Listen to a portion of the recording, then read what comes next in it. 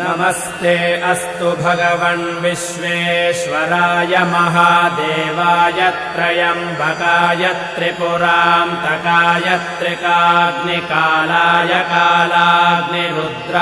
नीलकण्ठाय मृत्युञ्जयाय सर्वेश्वराय सदाशिवाय श्रीमन्महादेवाय नमः। नमो हिरण्यबाहवे सेनान्ये दिशां च पतये नमो नमो वृक्षेभ्यो हरिकेशेभ्यः पशूनां पतये नमो नमः सस्पिञ्जराय द्विषीमते पथीनां पतये नमो नमो बभ्रुषाय विव्याधिनेन्नानां